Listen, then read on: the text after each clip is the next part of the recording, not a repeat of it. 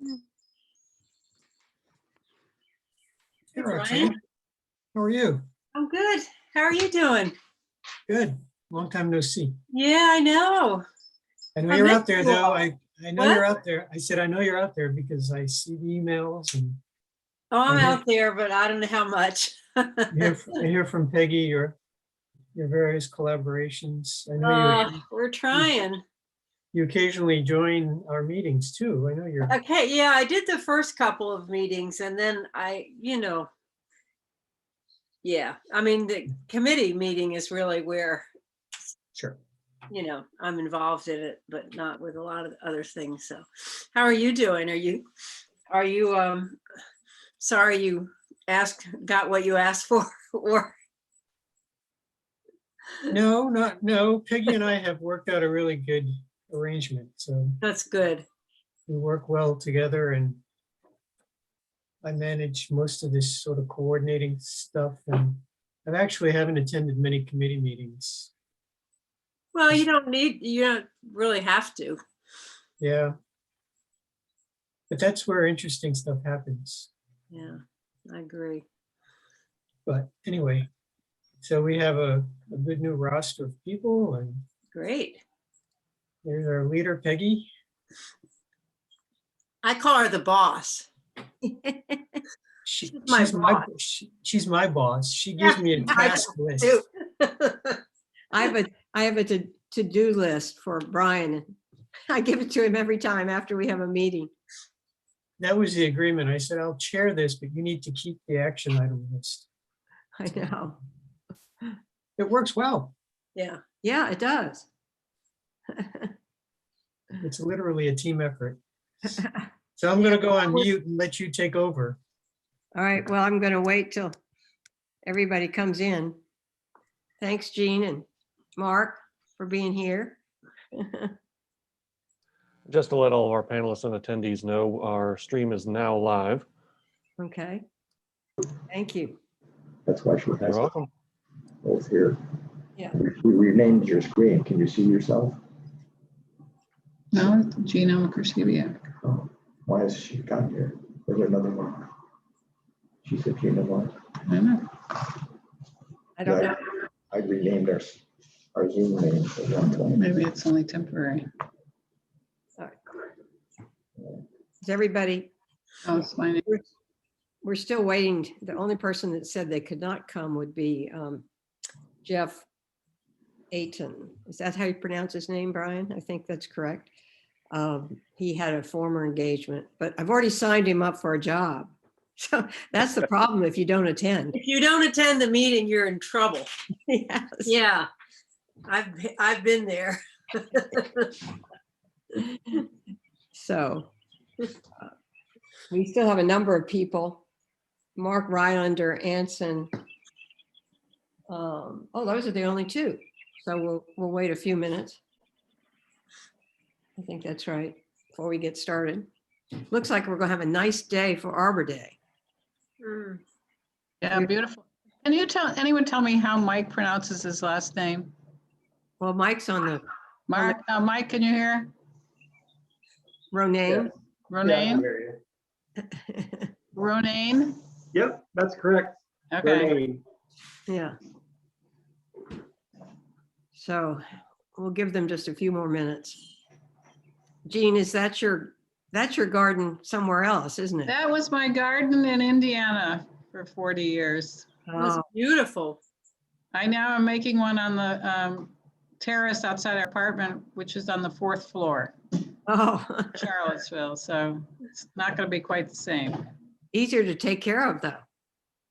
It is, but damn those squirrels, they managed to find you everywhere you go. I've been putting Hey. garlic cloves everywhere. I got a great secret. It's the Yeah? first thing that's worked. Plastic forks. Get those Yeah. clear plastic forks and put them in, with the prongs up and just Okay. put in the pots. Put them in between the pansies or whatever you're planting. It's the only thing that I've tried that works. Yeah, I'll try that. Yeah. One thing that has worked for us last year, but you never know from year to year. It depends on how hungry they are.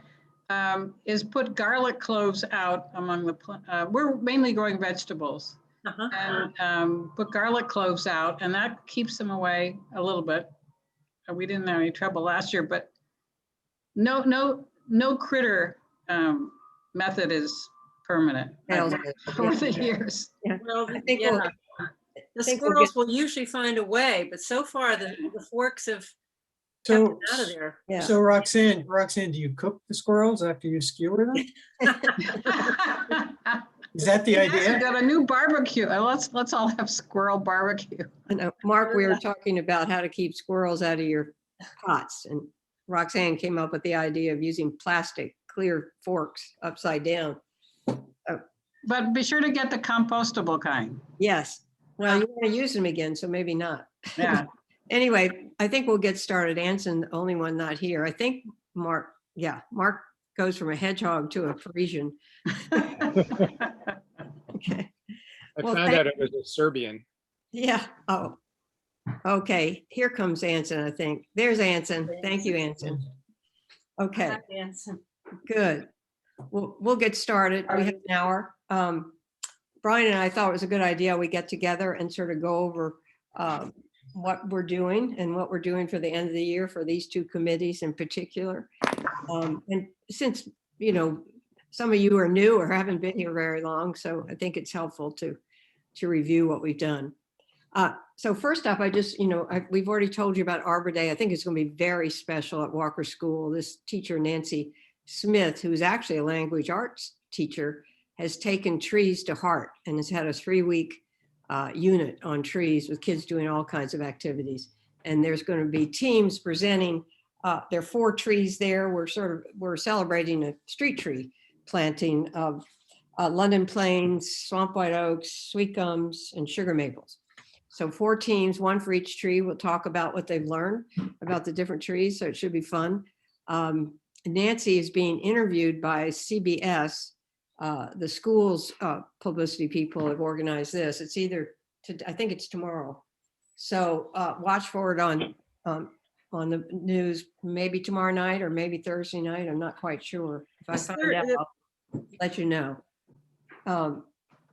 So the one thing I just came to mind was the city is doing a video clip, which they'll do that Thursday morning of the ceremony. And they should have it ready by the afternoon. So we might think about where we could send it. I would imagine the city will put it on their Facebook post, which I'll confirm. And Mike, you might know. But we might want to send it out to other people's. And I just thought of this. And I had a list: city councilors, planning commissioners, of course, our tree commission members. But Mike, I wanted to ask you, is that something you could do, or what? How should we coordinate that? It depends where else you would like to put it. I mean, I expect the city will share it on their Facebook and their Twitter. But I guess it really just depends where else the group would like to see it. And is that, if we have a list, could you do it, or do we talk to Brian and Joe Rice? Or I mean, it would probably be easiest to talk to Brian and Joe Rice directly. But again, I mean, it depends on what social media account or, where it's going. I'm thinking about sending it to officials, Oh, like city council, planning commission members. okay. Of course, Yeah, all no, the tree steward people. I mean, the tree commission. yeah, that would certainly be something the tree commission could do. So does that mean you could do it? I think it would be better coming from members of the tree commission than a staff person. You mean, so I would send them out. Yes. All right. So, Peggy, we could just do emails to individuals and make okay, sure that they saw. By the way, for those of you who get the city blast, the digest, their little email, that was the topic today, was inviting people. Yeah. So there's been more coverage. yes. Maybe the roundtable folks might Yeah. be good. What Roxanne is referring to, there's a sort of a green roundtable organized by Piedmont Environmental Council. We meet the last Monday of the month, and it's basically just talk about what we're doing. It's Tree Commission, Sierra Club, gosh, who else is on there? C3. League of Women Voters, a bunch of sort of organizations, the Climate Collaborative, that are interested in sort of green issues. That's a good idea. So anyway, if you think of anyone else, let me know, and I'll do that on, well, as soon as we get it, which should be Thursday afternoon or Friday. Maybe Anson, you could send it to your tree friends too. So I'll send it out to you, and you can send it to whoever you want. Robin Haynes at Tree Stewards will be sending it out. And by the way, Arbor Day is a collaboration between us and the Tree Stewards. Robin Haynes really takes it to heart, and she does most of the organizing. But next year, somebody on the Arbor Day committee will hopefully be responsible for coordinating with Robin, most likely, because she'll be president of Tree Stewards too. So, all right, that's Arbor Day. So I looked at our calendar and looked at the responsibilities for each committee, and sort of wanted to track out what we'll be doing for the rest of the year. And again, since the Arbor Day committee is mostly new people, don't feel that this is something you have to do by yourself. I'll certainly help, and Brian can too at certain times, particularly this year, to get you used to some of your activities. But anyway, in June, the Tree Commission reviews the arborist work plan. And you can see on Arbor Committee's responsibility is to provide input to Mike before it's presented in June. So this is, Mike, maybe you could explain a little bit what your work plan is, just in general. Sure. So in the past, there'd be sort of an outline of goals that I would, want to work on and accomplish for the year, and different things like that. So like one of them, I believe for last year, was this Emerald Ash Borer action plan. I think there's some other things, a tree donation policy, things of that sort. There's sort of one-off goals to get accomplished throughout the year. Okay. So I'll keep track of that, and you don't have to tell me today, but maybe that somebody on the Arbor Day committee would like to. I'll be glad to help, like to work on that, unless you all three want to work together. But we'll just think of that. Let's be thinking of that, and I'll get back to you. And Jean, one thing you might know, we only 2 commissioners can basically meet outside, or even have a discussion on the phone or Zoom outside of the Tree Commission meetings. If it's more than 3, we have to have a publicized meeting. So just want to bring you up to speed on that. The next thing would be in August and September, Mike will have a list of locations for tree planting. This year, I assume we've gotten our $75,000, right, Mike, for tree planting? Is that correct? Yes, it looks like. That was approved through the capital improvement program by City Council just recently. Correct. So other members of the Tree Commission will offer suggestions too for where to plant them. And Mike developed a nice way to prioritize where trees should be planted. One is in low canopy neighborhoods, and other is along sidewalks and trails. But we'll bring you up to speed on that. So that's how we kind of look at where things should be planted. And other Tree Commission members will have suggestions too of places they might like to see trees. Now, the third one, I have it listed here for to nominate trees under the tree ordinance for protection. We just were approved 6 more trees just recently. Is that right, Mike, after the second reading? That's correct. Yeah. So we'd like to nominate more. In the last year, or maybe it was for that, Brian, I can't remember. We had actually looked at the oaks along Garrett Street, and I think it's Second Street that surround Friendship Court, and like to give some protection to those trees in particular. But Brian and I were talking that we'd like to speed that up a little bit, because if we just nominated them in September, they wouldn't go to city council maybe for a couple months after that. And we'd like to bring these trees to the attention of the city council, because Friendship Court is slated for development. We've sent you the ordinance. Basically, the ordinance gives extra protection to these trees. It doesn't mean they couldn't come down. City council could, could agree to waive basically the ordinance of the trees, or if Mike thinks any tree is in particularly terrible health, he could recommend that it needs to come down. So these trees are not, 100% protected, but it certainly gives awareness to city officials that these are important trees for the city. So I actually talked to Jeff, and he said he'd be glad to lead that with his, experience as a landscape architect, to lead that initiative. So we've got one person from your arbor committee he said he would lead that. So we need to get back to him. But Brian and I both think it's important that we look at these trees. I think we also, because it's going to be approximately 20 some trees, find a way to make the package a little more condensed and efficient for city council. For instance, Brian told me that this last submission to city council with only 6 trees turned out to be about 40 pages. So that's, if we've got 20 some trees, that's a lot of paperwork to put on city council members who are already overworked and overindulged with paperwork. I think Peggy, as you and I have discussed, and I know Mike is sensitive to this, and I agree with Mike on this. If we can find a way for the committee to have a single, identifying all of the trees, Mike still needs to have an assessment of each tree. Right. So there's got to be a way to allow Mike to assess each tree, referencing sort of a cover nomination of all the trees. That would certainly cut at least 20 pages out.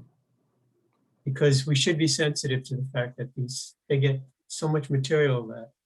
And also Peggy and I discuss not inundating them. We want to catch up because we haven't done a lot of these, but we don't want to suddenly submit 50 trees in the next 9 months. We want to be judicious, right? So Mike, we need to just figure out a way that we can streamline it while still meeting the ordinance, because there are strict requirements in the ordinance that need to be met. Yeah. So that's going to require probably another meeting of Jeff's. As I said, Jeff said he'd take the initiative, Brian, Jeff, and Mike and I, to talk about how this gets to be done. These oaks have already come before the tree commission. We did vote to submit them to city council, but that was before COVID hit, and just things became so complicated, and city council has been inundated with all kinds of issues they've had to deal with. So anyway, that's on the horizon. And as I said, we've already got one of your Arbor Committee members who's willing to sort of lead this charge. It doesn't mean that Mark and Jean, you need to be cut out, and we certainly want your input, but it's nice to have one person that said they'll coordinate that. So any questions on any of the Arbor Day tasks? May I just ask a question? Yes. So those 20 trees you say are the ones that ring Friendship Court Yes. along Second Street and Garrett, and then on the other 2 sides? Are those the 20? Garrett and it's Second Street and Garrett. I think it's Second Street. It's the one that goes in front of ACA. Okay. And it's So that's exact. I live right across from Friendship Court. yeah. So I probably should not get involved. I mean, I'm asking as a new member, because essentially that's the trees I look out on for my fourths. It doesn't. You I shouldn't- mean, am I not biased in some way? No. No. Okay, all right. Well, Trees can be nominated by the tree commission or private individuals. Yeah. It can be Okay. nominated. And so I don't want you to feel like you're biased. So these trees have already been nominated, right? And you're just waiting to give city council the, Let me clarify that. okay, I'm sorry, we have not nominated them to city council. We have brought these trees before the tree commission, and the tree commission voted to send them to city council. okay, But sorry. because of COVID and because there's so many trees there, we did not go ahead and nominate them. But so, And in fact, Gene, you're ideally situated to keep an eye on them, so. yeah, I can, and I can get a drone and I can actually fly it over. can you stand in front of the bulldozers? I can. Would I? I don't know. Okay. So, but I thank you. Again, because you all are new, some of you are new, Brian, or I might just say things that we assume you know. No, I know, and I don't want to ask too many questions and be annoying, but Oh, I would like to get involved with that if you don't think there's a conflict of interest in some way. No, of course. Because I know that all my neighbors who are very interested in those trees. And we have development going on all sides of us. I know you do. Trees being removed and everything. So the people in this building are really Okay, interested in it. good. Well, we will have you part of that initiative. Yeah. Some of them might stand in front of bulldozers too. Okay. Well, we lost those other 8 trees on Garrett Street Yeah. that came down. And Yeah. I think that was the kind of thing that if we had had them nominated ahead of time, maybe that wouldn't have happened, or at least it would have brought some attention to it. The irony is that it's a clean energy company I that, know. Sustainable, I know. Yeah. Yeah. But that's the point of doing this, to at least try to give some protection to our important trees. It doesn't mean we'll always succeed, but to try to do that. So that's, I think we will certainly try to speed up that issue and not wait till September. But I'll talk to you and Jeff, and then we'll get together, Brian and you and Jeff and Mike and I will get together and see if we can't speed this up. It takes some technical knowledge to, it's not exactly, but it's easier if someone knows how to measure DBH, for instance, to, nominate these trees. And Jeff is, certainly that's up his alley. All right. So number 3, plant, we have identified, I'm sure you all seen the map, identifying the canopy coverage in neighborhoods in the city. And there are 2 in particular, they're under 20% canopy, and that's 10th and Page and Star Hill. So one of our goals has been to plant more trees in low canopy neighborhoods. The problem often is that there's very little public land or public right-of-way to plant trees. It's more trees we'll be having to plant on private property. So actually this started because my daughter, who part owner of Van Nuys Tree Company, that happens to love trees, introduced us to John Blackburn at the Nature Conservancy, who is in the development staff of that agency here in Charlottesville. Their state office is right here in Charlottesville. And they're particularly interested in doing more in inner city neighborhoods and in their own Charlottesville. And so they've grabbed hold of this idea. And we presented a plan for them for a grant for at least $25,000. They seem very excited. We should hear within 3 weeks, I think. We're crossing our fingers, but we're pretty sure. They've said we can mention their name publicly, which seems to suggest to us that they're going to do it. So, yes. So once they do, we'll get down to planning it in more detail.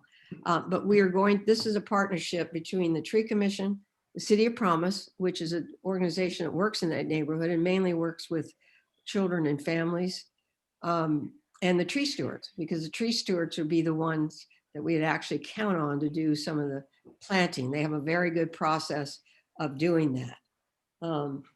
But we see it as more, if you haven't already, I'll send you a project that was done with the Chesapeake Bay Foundation on the south side of Richmond. So we see this as also, it would also be the partnership with the Parks Department, and they will help us. But anyway, the project in Southside Richmond planted 600 trees.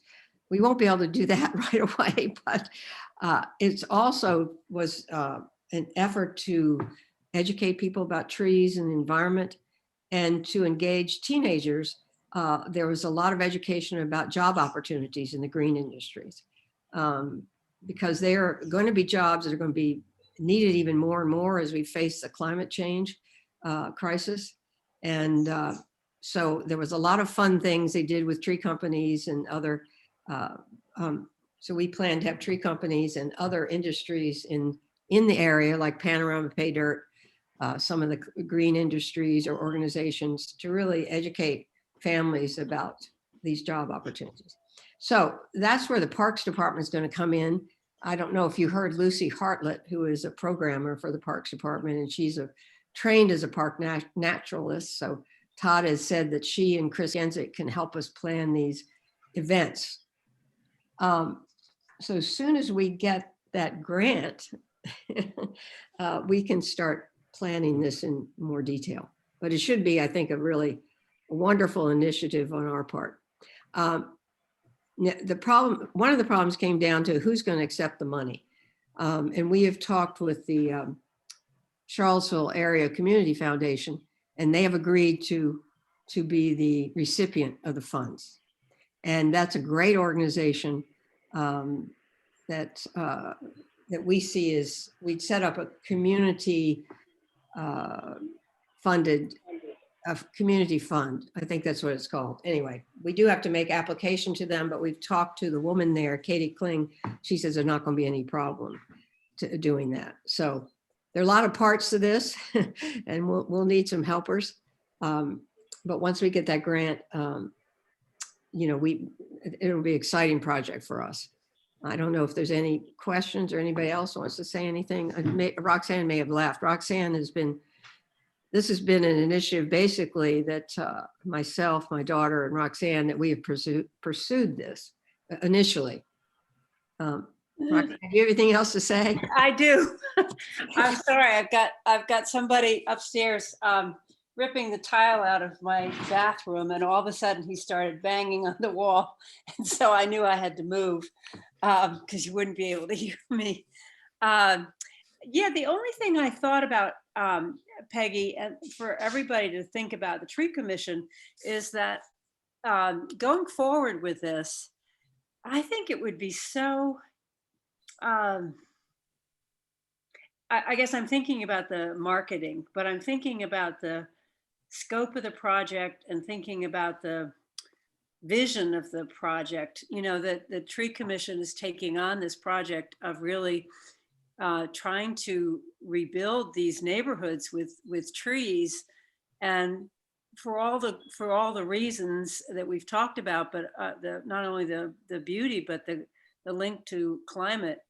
And I just think the Tree Commission, if we could set some kind of a goal, you know, some kind of a challenge in a way, that the Tree Commission's goal is within the next 5 years to plant X amount of trees in various low income or low canopy neighborhoods.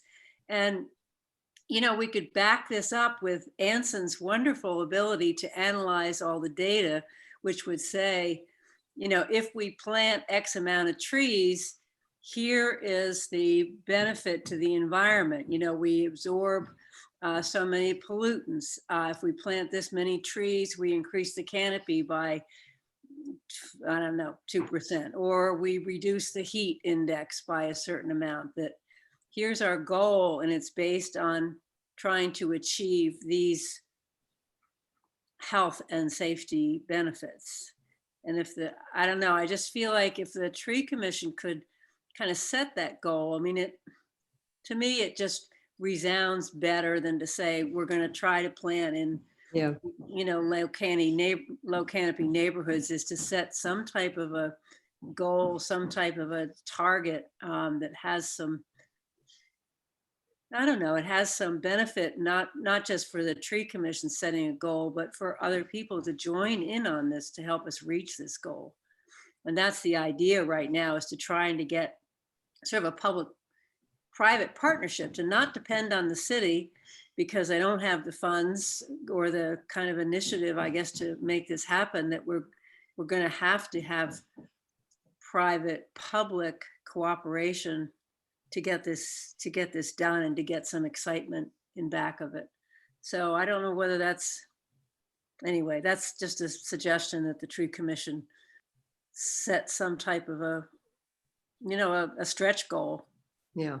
that will appeal to people's imagination and challenge. There's a project in Stanton called Green Stanton, and their goal is to plant 1 tree for every every child in the school. So that's kind of neat.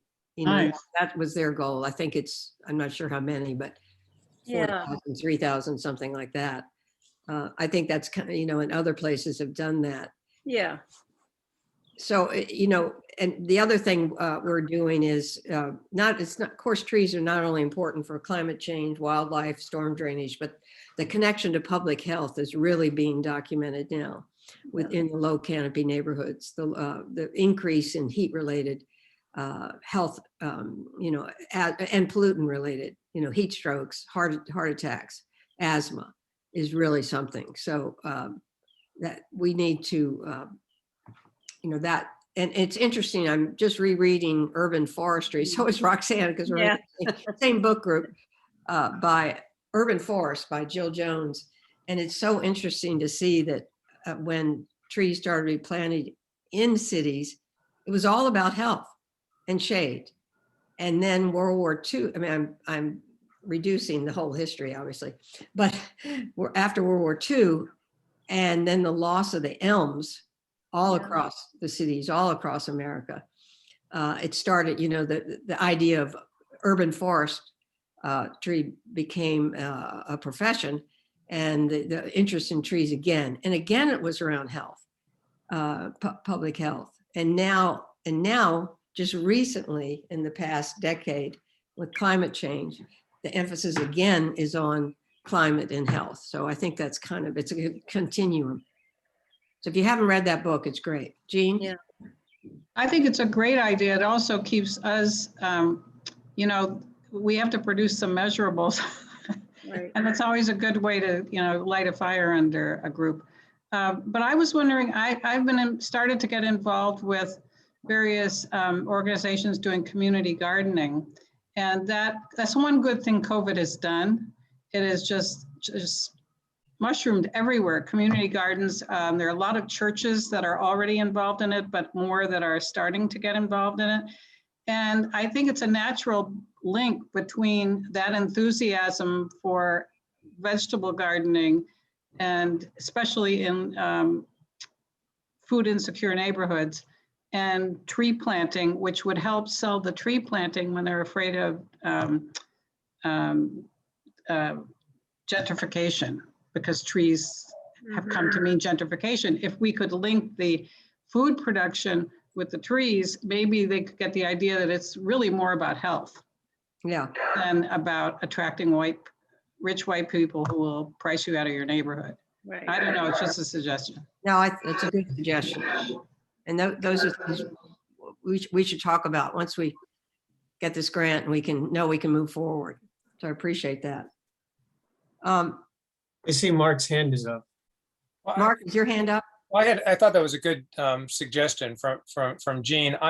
There's so much groundwork that really needs to be done for a project like this, and I really appreciate that you're reaching out to this neighborhood. I just wanted to comment, having had some experience working there, that I don't have a clear idea about really what, when we say 10th and Page neighborhood, what we're really talking about. And I worry a little bit that there are certain assumptions about, who's poor and who's a homeowner, and whether we're talking about, West Haven, or, what does it mean to talk about this neighborhood, and who is pulling on the neighborhood side, who's pulling for this? What's keeping this from being an initiative that is feeling pushed on them, because there's a lot of resentment in the city of the city itself sort of deciding to do something, and nobody's asking for it. So I just want to make sure, and if there's anything I can do to be a part of that. I don't have a lot of connections with the neighborhood. I ran into Carl Schwartz the other day who lives there. There are people we know, but it would be great if there was a group of really enthusiastic people from 10th and Page who really wanted the trees, and we were helping them. Yeah, no, I agree. We don't want to just go in and tell the neighborhood what to do. And so far, Mark, we have talked with Mary Coleman at the City of Promise. Right, we She's met on a interested Zoom in- call, right? In fact, they're doing a reading tree on their porch. That's it's actually going to be a metal or plastic tree, but as kids read books, they will put a leaf on, the tree. So she's already sort of been connecting the children with trees, which is neat. Mhm. And then Jeremy Kaplan. Kaplan, Yes. yeah, who's been in the neighborhood since the 90s, renovating a lot of those houses. He seems to be the mayor of the neighborhood. We've walked around the neighborhood with him, and everyone seems to know him. So he's going to point us in the direction of a lot of people we could talk to. We have talked to their neighborhood association with Carl, and then Tim Palladino lives in the neighborhood, who's tree committee member, lives in the neighborhood. So you're right. We need to do some preliminary thinking about how we're going to make this of interest to the neighborhood. We just don't want to go in there and plop this down, assuming that they all want it. It was interesting when we had the talk with the neighborhood organization. There were two Black women, and one of them popped up right away, which was nice. I want a tree. So, I told her we had her number. So you're right. We have to be sensitive to that, and we have to build some excitement and interest. I think what we saw too in the two projects in Belmont, that the younger people are interested. The younger people really relate it to community gardening and wanting to have trees on their property, understand the climate perspective with that.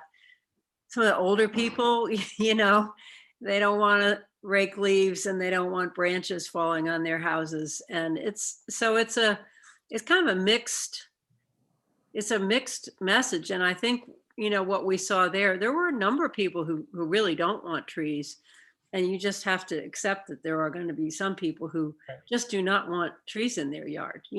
We found beautiful spots, but they didn't want them. So you just hope that you put the message out, and this message is particularly, as Peggy said, this is relevant to people's health, so that there are individual consequences that are for people are becoming more aware of, and you just hope that you can tie that, and sometimes you can, and sometimes you can't. But the reason to really get the City of Promise to be the group to go out and do the outreach. That's part of the plan. That's part of the plan, is not to have the tree stewards do the outreach, although they know how to plant trees, but they're not part of the neighborhood. So I think I think these are all excellent points. I think the two critical messages are health, but also we have stressed, and we went before council and said this, that environmental justice is social justice. So it's about why, it's sort of helping to educate people about, it's not accidental that most low canopy neighborhoods correlate. It simply isn't. And it's not, and to go to Jean's point, there is a fear, and it's a long time fear of, well, if we fix these neighborhoods up, it's going to be a problem. But we should approach it from the other side, saying health is important, but also there's a reason why historically these neighborhoods have been treated in all sorts of ways that impact not only health, but their environment adversely. And that is as we all know, that's a very strong issue right now. It's in the minds of a lot of people. So we shouldn't lose track of that when we're collaborating And to Roxanne's point, this has to be a coalition. We know that now. The places where this works best, we've named a few. I've looked into Providence, Rhode Island. They plant, that's a public-private coalition. And, you know, we really need to be thinking about Hang on just a second. building that coalition. And to that extent, if Peggy and I have discussed, working with CACF, it might be that the vehicle there is to create a broad-based board that eventually manages those funds, that is representative of the tree commission, tree stewards, and other allied organizations, including low-income neighborhood associations. In other words, everybody has to have a say from the beginning in how we do this. And I think we're going down that path, and I just want to thank Roxanne and Peggy for working so hard to lay the groundwork on this. Quick question. Every time I was around, there was a discussion of having a survey instrument. Is that still in discussion? Like, here are some trees that you could have in your yard, and then ask, and invite people into a conversation over the internet or something. Yeah, I mean, that's still one, in Belmont, it was a lot of legwork. We've done for Jean, we've done 2 projects in Belmont with the tree stewards of planting. I think that was a lot of legwork, and certainly we'll do that. But I think we could also do, something on the web. And also, Anson, last time in Belmont, none of that information was kept digitally about, where trees are planted or where they might be planted. And so we're gonna get you involved on that, because I think we need to start keeping these records in a different way than in a paper file. So, 2021, man, it's happening. We're doing it. So all these are great points that you're bringing up. And so, we look forward to starting this, but we're going to do it sensitively and make sure we have the right partners and approach the neighborhood in appropriate ways. But we know that kids get excited about trees. I mean, just like what's going to happen at Walker School. So we're going to get to the kids. I think one thing to remember too, obviously we'd like to plant shade trees, but as we talk to people like Ann Little in Fredericksburg, she runs Tree Fredericksburg. If people don't want a big tree, give them an ornamental. At least they'll start loving trees, so. And then the woman at the Chesapeake Bay Foundation, who led the project on the south side of Richmond, is just waiting to talk to us too more about what they did. So we've got other resources of people to help us. How do you do this? What's the best way to do it? So I think it'll be exciting. If we could just move on, because I don't want to go over our hour. Something else that our committee needs to do is, and it's set for August meeting, is to look at the tree data and financial data. Will help Mike, the annual dashboard. Roxanne started this, really was an initiative she started on the Tree Commission to, as Jean, you just said, we've got to have the data to prove, to look at what we're doing and how things are getting better, how many trees we plant a year, how many trees we lose a year, right now we're going to be doing the canopy study too. What does the canopy overall look like in each neighborhood, and a number of measurements. So that's something that you'll see come up in August. Peggy, can I ask a question? Will the canopy study results be ready for the annual report? Mike? So the RFP has not gone out yet. So it's really up to the contractor. I don't see why they couldn't be. Seems reasonable that they would be ready by then. Good When question. does the RFP go out? When? When does it go out? It hasn't gone out yet. I'm waiting to hear back from one other person before we choose what type of imagery we're going to use for the study. So this month or next month goes out? Yeah, in May. And yes, in a few weeks, I'm hoping before the end of May, it'll definitely be out. Roxanne, there've been some little glitches in getting it out. We'd hoped to have it out beforehand, but beyond me exactly. Anson and Mike know what the glitches were, but anyway, it is about to go out. Let's see. Okay. So anyway, that'll happen. And then come to the fall, we'll be getting our annual report ready for council again. And I did just think of something else. The tree commission brought up the fact, which is that we should have on our website, on the city's website, a link to the trees that have been nominated under this conservation ordinance. Mike asked how we want to show them, what kind of information we want to have up on there. So that's something that we need to get back to him on now that we have 6 more trees. So that's something we need to do. So those are our tasks to do. You can let me know which of them you'd like to work on, either now or just let me know in an email or whatnot. If you have particular interest or expertise, you can help us do that. Is there anything else you want to talk about or don't understand, Jean? I think Peggy, we should prepare the commission, the fact that the master tree list is coming back. That's right. Well, that will go to the codes committee, won't it, Brian? Well, no, that's really just a question of us ironing out with Paul the changes that Jeff Warner suggested. So I need to follow up on that. But Yeah. so just to catch you up, the tree commission did approve the packet and we sent it on to the planning commission. And it turned out that there was another link in the process. So we were very grateful to Jeff Warner, who very quickly responded. We didn't get the email right away. For some reason, it didn't get through us. But the point is that he made some suggestions, which Paul has looked at.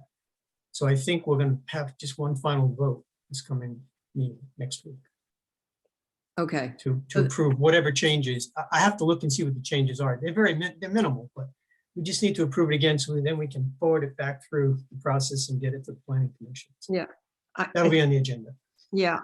Paul Josie had really the initiative working on that list. And I think you've passed that by, Paul. Yeah, Paul's looked at Jeff's changes. So Yeah. I just need to see what Paul Yeah. did to the document. So, Right. And I just mentioned, I think that was a task that sort of will continue to fall to the codes committee, right? I think. Because it's part, well, I mean, it could. I mean, it's also, Paul's background in trees. So Yeah. it could also live in arbor. I mean, it depends on who wants we've to. got a lot to do. We've got a lot to do, Brian. I'm trying to give something to the codes committee. Well, we could give it to the codes committee, but I mean, it's not strictly codes, but if I if know. you wanted to go there. By the way, these are loose committee structures. I mean, Yeah, this I is a know. gathering of 2 committees. And as I've said from the beginning, if we just want people who are charged with being responsible for committee, but if you have interests that cross the lines, please, by all means, give us your ideas, volunteer to help out. I mean, we're not keeping people in these little bins. Right. It's just really helpful to know that 2 or 3 people are responsible to oversee a committee. Everybody else in the commission, and also, as we see from Roxanne's presence, any interested citizen, whether or not they've been on the commission, can participate in these efforts. And the more people we have, the more we're going to get done. Yeah. I'm sorry, I didn't introduce Jean. I think the rest of us knew Roxanne. Roxanne had been on the tree commission for 6 years, and because she had served her 2 terms, had to get off. But she's continued to help with the education and advocacy committee, and she's been a tremendous help. She's a busy bee. Have a good boss. Can I ask a question? That was a question that I really wanted to ask is the tree commission really open and wanting to have other members who are not on the tree commission to help kind of work on these committees? Because I do think there are a lot of avid tree lovers who don't necessarily want to be on a commission, but who would like to work on a specific project and not go to a lot of meetings, but just work on something. And so, if you really want other people, I think those people can be found. I Peggy and know, I have talked about this, and I mean, my feeling is, yes, the only concern we have to have and keep in mind is that the committees are led and driven by commission members, because Right. obviously the committees derive their authority from the commission, which derives its authority from city council. So as long as we are making sure that any decisions that are coming up are being approved, Right. not just through committee, but through the commission, Right, so that people who've been duly appointed are making decisions. right. In that sense, then, yes, I mean, I think we should encourage, now, keeping the committees to a reasonable size, as we would Right. all agree. Roxanne has sort of trailblazed and set the precedent of joining us. Paul has made it very clear that he's not going anywhere and will be involved. He's a smart I man. think that's great. There's a part of me that says, why did you set that precedent? Because my term is up in March and I thought I was going to get to go away. But no, in all seriousness, I think that's great. I think we should, and it's a way to broaden the work that we do, especially if people join, for example, to go back to Jean's comment, if people join us from a perspective that's not wholly trees, but that's allied to trees, whether it's gardening or health, or for that matter, some of the work that we propose to continue to do is really the kind of social justice work that somebody might say, you know what, I didn't think of participating in the tree commission, but this is a place where I can actually, it's a twofer. I can do environmental work and I can also help to achieve social justice. So we should definitely consider that. And we should sort of have, as a commission, we should say, for every member who's a commission member, we'll have up to that many members from outside so that the tree commission sort of maintains a balance. So if you know of anybody, we can start creating a list of candidates, of people who we know might be interested, and start to reach out. I think this is a good time to think about it. I also think it's a good time to, as we know, we've been through a lot of transition this past year. We've gone through a fair bit of turnover. We're really enthused about our new commissioners and about retaining them, and they all seem eager to work. We have one more seat to fill. We're going to be going back to real in-person meetings before too long, even though we all enjoy staying at home and doing this. So once we get through all of this, I think that the next step is to look at how can we bolster the committees. So that's an excellent one. Okay. all right. So I got an echo.